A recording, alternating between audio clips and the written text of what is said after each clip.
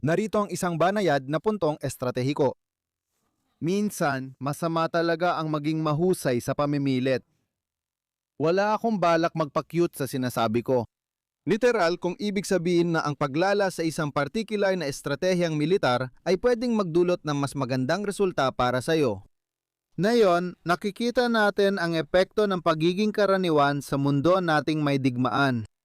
Ang Rusya ay nahihirapan sa Ukraine at ang Estados Unidos ay hindi pa tuluyang dinudurog ang Iran. Makatarungan sabihing sina Putin at Trump ay gumagawa lang ng mga kapos na hakbang ngayon. Mas halata ito sa kaso ng Estados Unidos. Nagsimula itong seryosong digmaan sa himpapawid na sa tingin ko'y isa na ring kapos na hakbang kung walang tropang nasa lupa at nauwi lang sa isang kampanya ng ekonomikong pamimilit. Ang pangunahing pinagmumula ng leverage na sinusubukang gamitin ng Estados Unidos ay ang pagharang sa mga pantalan ng Iran, papasok at palabas na may kaunting aksyong militar paminsan-minsan. Samantala, kahit may Ukrainians na tututol sa terminong ito, patuloy ang Russia sa paggamit ng mga kapos na hakbang sa pananakop nila. Maaring hindi ganon ang pakiramdam kung ikaw mismo ang binubumba gabi-gabi, pero mas marami pang magagawa ang Russia. Walang nakikitang nuklear na armas kahit may maraming pananakot. Walang panawagan na pilitin ng Russia na magmobilisa kahit ilang buwan na mas marami ang nawawalang sundalo sa hukbong nananakop kaysa sa nare-recruit nito. Sige, interesante ang mga puntong yan at madali sanang tapusin agad ang usapan sa mga sitwasyong ito. Pwede rin tayong magtorya kung bakit kalahating hakbang lang ang ginagawa ng mga estado kaysa buong hakbang. Pero hindi yan ang dahilan kung bakit ka nandito. Nandito ka para matuto tungkol sa kakaibang bagay sa estratehikong interaksyon. Totoo, nagiging kakaiba ito kapag iniisip natin kung paano tutugon ng kalaban kapag inaasahan niya ang ganitong pag-atake.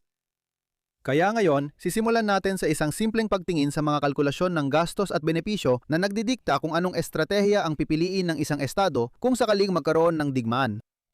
Pagkatapos, titingnan natin kung paano gumagana ang crisis bargaining sa ganitong kondisyon at kung paano ang pagbabago sa bisa ng kalahating hakbang ay nagdudulot ng hindi inaasahang tugon mula sa kalaban. Sa huli, iugnay ko ang mga ideyang ito sa nangyayari sa Ukraine at Iran at tatalakayin ng ilang posibleng komplikasyon sa ganitong sitwasyon. Bago ang lahat, tahimik nating nalampasan ang 100 araw ng sunod-sunod na video. Marami mga komento ang nagtatanong kung paano ko nagagawang makasabay sa ganung bilis ng paggawa ng mga video. Siyempre, nakakatulong na maraming kakaiba at interesanteng nangyayari sa mundo ngayon. Ibabahagi ko pa sana ang isa pang bahagi ng aking sikreto, pero hindi naman talaga ito sikreto. Narito ulit ang sponsor ng video natin ngayon, Ground News. Pinakamagandang simula ng araw ko ang pagtingin sa daily briefing. Nagulat si Zelensky ng progreso sa usapang pangkapayapaan sa Ukraine kasama ang mga sugo ng US. Makikita natin kung totoo yan. Habang lumilipas ang araw, sinusuri ang kwentong nakatago sa blind spot, mga bagay na hindi umaabot sa isang bahagi ng pampulitikang spektrum. Tinaman ng Flamingo missiles ng Ukraine ang pabrika ng Russia na gumagawa ng mahahalagang bahagi ng drone. Mahigit 1,000 kilo ng payload yan. Bakit ka magbabayad ng malaki kung pwede kang pumunta sa groundnews/lines on maps o iskan ang QR code para makakuha ng 40% diskwento sa Advantage Plan na may access sa lahat ng ito at marami pa. Maraming salamat ulit sa Ground News sa suporta sa ating video ngayon. Balikan natin ang estratehikong problema. Gusto nating malaman kung bakit ang pagpapahina sa sarili mong kakayahan ay nakakatulong sa huli. Sa kabutihang palad, alam ko kung saan nagkakamali ang ating pakiramdam. Maari tayong magkasundo na ang inaasahang resulta ng digmaan ay isang mahalagang bahagi ng pagpaplano ng digmaan. Ang paniniwala ko ang magpapasya kung lalaban pa ako o tatanggap ng tiyak na mga tuntunin ng pag-aayos. Kaya maraming intelligence organizations ang gumagastos ng malaki para makakuha ng tamang pangkataya kung ano ang itsura nito. Para sa atin, madali lang na ilagay ito sa mapa ng isang bansa at sabihing, tingnan mo, naroon na ito. Mas madali pa nga na iguhit ito ng basta-basta sa loob ng bansa, kahit hindi sigurado kung tama, lalo na kung ang gusto lang naman nating maintindihan ay kung paano gumagana ang bargaining based sa kung ano talaga ang iniisip nila. Pero dapat talagang malaman ito ng mga totoong tao sa abot ng kanilang makakaya. At ibig sabihin nito ay kailangan nilang pag-isipan ang iba't ibang mga kompromiso.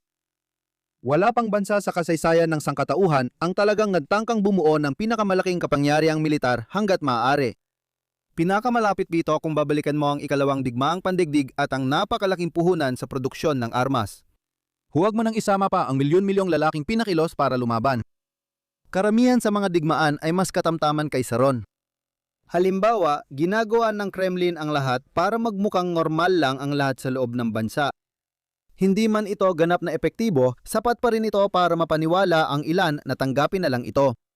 Sa Estados Unidos, kung di mo tiningnan ang presyo ng gasolina o nanood ng balita, di mo malalaman na may digmaan sa Iran.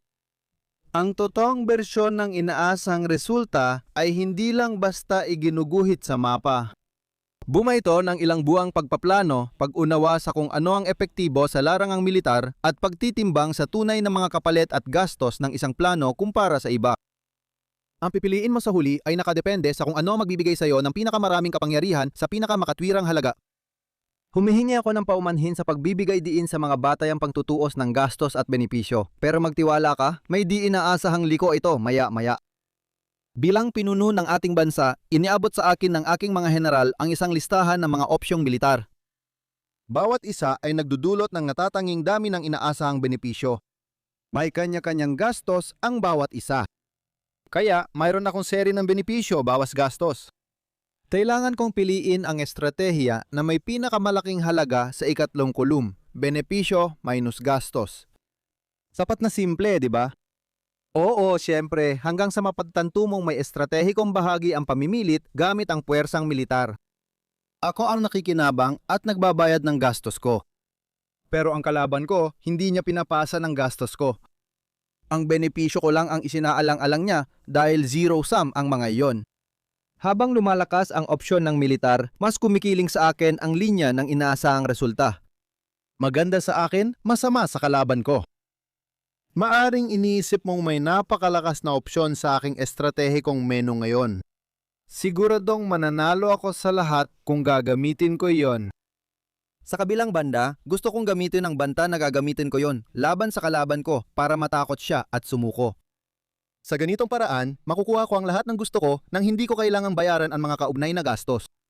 Iyan ang magandang bahagi ng paggamit ng banta sa halip na gantimpala. Kung banta lang ang gumagana, libre ito. Isang posibleng problema. Kailangan maniwala ang kalaban ko na seryoso o sa banta ko kung mabigo ang negosasyon. Kahit gaano kalakas ang estratehiyang ito, mas malaki pa rin ang gastos nito. Hindi lang seseryosohin ng kalaban ko ang banta ko at magmumuha akong tanga sa proseso. Ang mahalaga ay alin sa mga opsyon ang pinakamaganda sa listahan ko. Mga benepisyo, bawas ang mga gastos.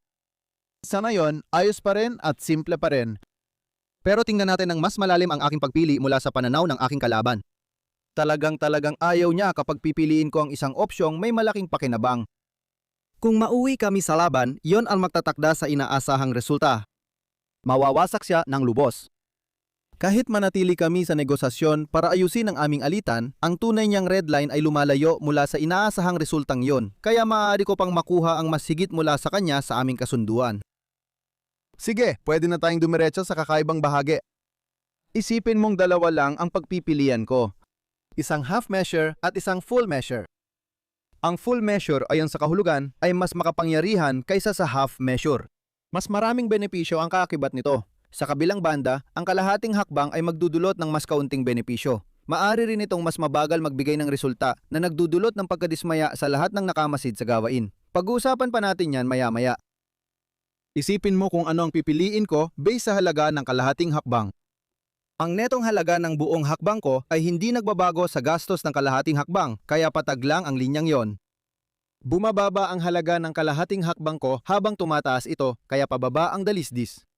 Maliban sa simpleng kaso, kung saan kahit libre ang kalahating hakbang ay mas masama pa sa buong hakbang, may halaga na magpapabago ng isip ko sa pagitan ng dalawa. Mas gusto ko ng kalahating hakbang sa ibaba ng critical na hangganan. Sa itaas nito, mas gusto ko ang buong hakbang. Kung hindi tayo nasa estratehikong mundo, mas mainam para sa akin ang libreng kalahating hakbang. Alinman sa mas gusto ko pa rin ang buong hakbang kung saan hindi na mahalaga ang tanong na ito o mas gusto ko ang kalahating hakbang at makukuha ko ito nang hindi gumagastos ng kahit isang sentimo. Isipin mo kung anong kabuuang pakinabang ng kalaban ko batay sa gastos ko sa kalahating hakbang. Sa ibaba ng hangganan, kalahating hakbang lang ang ginagawa ko kaya hindi masyadong naaapektuhan ng kalaban.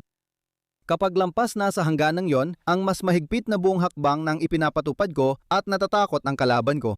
Biglang nabulusok ang kabuuang pakinabang niya. Lumilitaw din ang parehong kakaibang bagay kapag tiningnan natin ito batay sa lakas ng kalahating hakbang. Sa komplikadong kaso, mas pinipili ko ang buong hakbang kung maliit ang benepisyo. Habang lumalaki ang benepisyo, sa huli mas pipiliin ko ang kalahating hakbang. Kakaiba pa rin ang pinakamababang kaya tanggapin ng kalaban ko. Kapag mas pinipili kong ipatupad ang buong hakbang, mababa pa rin ito. Kapag lumipat ako sa pagpili sa kalahating hakbang para makatipid, biglang tumataas ang pinakamababang kaya tanggapin ng kalaban ko. Pagkatapos, bumababa ito habang pinapalakas pa namin ang kalahating hakbang sa tingin ko. Pansinin din na kahit ang mas masamang kalahating hakbang ay nakakaapekto sa kalidad ng buong hakbang. Halimbawa, kung magpadala ako ng tropang panlupa bukod sa blockade, nararanasan pa rin ang epekto basta't hindi masyadong naapektuhan ang buong hakbang. Kaya kahit paano tingnan, mas malaki ang leverage ko laban sa kalaban kapag mas masama ang kalahating hakbang ko kaysa kapag maganda ito. Ang pagiging katamtaman lang sa kalahating hakbang ay maaaring mas masamang kalagayan kaysa sa pagiging talagang masama rito. Simple lang, nagiging kapani-paniwala ang buong hakbang ko dahil sa masamang kalahating hakbang. Ngayon, hanggat kaya kong kontrolin ang mga alok na ipinagpapalitan sa negosasyon, ibig sabihin nito ay makakamit ko ang mas magagandang kasunduan sa negosasyon. Linawin ko lang, kung mauwi sa wala ang negosasyon, ang mas masamang kalahating hakbang ay mag-iiwan sa akin na hindi bababa sa kasing sama ng dati ang kalagayan ko. Ganon din kung kalaban ko ang nagdidikta ng panukala. Isa pang mahalagang bagay na dapat idagdag dito ay kunyari kong ipinapakita na parang hindi nagbabago ang gastos ng kalaban ko based sa aking estratehiya. Karaniwan, mas malaki rin ang gastos ng buong hakbang sa kalaban, kaya mas malakas ang epekto nito. Balikan natin ang Iran at Ukraine. May dalawang ideyang malinaw na ipinaliwanag ng mga naunang paliwanag. Una, bilang mga tagamasid na kadalasan ay nanonood lang ng mga labang ito at direktang nararamdaman lamang ang maliit na bahagi ng kanilang mga gastos, nakakatulong itong ipaliwanag kung bakit kakaunti ang pag-usad sa dalawang larangang ito. Kung inisip ni Putin na halimbawa ang kanyang limitadong hakbang na gumamit ng mga kontraktual na sundalo ay hindi ganon kaepektibo o mas mahina, hindi ibig sabihin na nangyayari ito ngayon, haharap siya sa ilang mga alternatibo. Isa ay ang palawakin ang digmaan sa pamamagitan ng ganap na mobilisasyon. Ang isa pa ay sumuko na lang isang ikatlong opsyon na hindi natin natalakay noon. Ipinapakita nito ang kahinaan at pinapataas ang posibilidad na matapos na si Putin. Malamang mali ang paraan ng pagtingin dito. Isusugal niya ang sarili para dagdagan ng presyon sa Ukraine. Sa kabuuan, masama ito para sa Kyiv kahit malinaw na ginagawa nitong mas malaki ang leverage sa buong sitwasyong ito. Sa Iran, pinili ng Estados Unidos na bawasan ang agresyon at tumigil sa malalaking operasyon sa himpapawid, lumipat sa estratehiyang blockade. O kahit papaano, totoo yon habang sinasabi ko ang mga salitang ito. Nasa gitna tayo ng tumitinding tensyon, kaya hindi ko muna ilalatala ang video sa ilang araw. Kaya kung nagtataka ka kung bakit tila tumigil ang digmaan doon, sa ngayon, iyon ang dahilan. Ang pag-usad sa Iran ay sadyang pinabagal. Kung ang blockade ay naging mas mahal o hindi epektibo o may pagbabago sa mundo na nadulot nito, maaring bumalik ang seryosong kampanya sa himpapawid o limitadong presensya ng sundalo sa lupa. Nagiging mas interesante ang mga bagay kapag tinatalakay natin ang mga implikasyon sa kapakanan ng mas malalalang half measure. Tandaan, lumalabas ang benepisyo kapag ginagamit mo ang banta ng full measure para makakuha ng mas marami mula sa kalaban sa mapayapang kasunduan. Lahat ng panig ay nasa digmaan kaya hindi ito nangyayari. Kung kapanipaniwala ang mas mahigpit na hakbang, mawawala ang sagabal sa negosasyon at lilipat tayo mula digmaan tungo sa kapayapaan. Halimbawa, kung hindi sigurado ang Iran sa magiging resulta ng blockade pero alam nila mismo ang mangyayari kung isa itong karaniwang kinetic war, ang kalahating hakbang mismo ang nag-aambag sa problema sa negosasyon. Ibig sabihin, pwede mong taasan ang gastos ng US sa digmaan, ngunit bumaba ang posibilidad ng digmaan ayon sa isinulat ng aking akademikong alter ego. Mas epektibo pa rin para sa Estados Unidos ang kalahating hakbang, kaya iyon ang kailangan nating tiisin. At bagamat pawang haka-haka lang iyon sa kaso ng Iran, mukhang nagiging mas totoo ito sa Ukraine. Maaring magbago ng estratehiya sa lalong madaling panahon ng Rusya at magdulot ng maraming dituwirang kasunod na epekto. Maganda kayo. Kaya ano ang mga pangunahing aral natin para sa araw na ito? Maraming opsyon ang militar na pwedeng piliin. Ang pinakamahuhusay sa mga opsyong yon ang bumubuo sa inaasahang resulta ng digmaan. Ang pagbabago sa pagsusuri ng mga opsyon ay nagdudulot ng mga masalimuot na estratehikong interaksyon. Maaring ang kahinaan sa isang estratehiya ay magdulot ng mas mabuting kalagayan sa kabuuan. Maraming salamat ulit sa paborito kong full measure ang Ground News sa pagsuporta sa video natin na yon. Bisitahin ang ground.news/lines on maps o iscan ang QR code sa screen para makakuha ng 40% diskwento sa Advantage Plan. Salamat kay Mike Trout sa tulong niya. Kung alam mo, alam mo. Kahit di mo alam, baka magustuhan mo pa rin ang video, kaya like, share at subscribe na. At magkikita tayo bukas. Ingat ka!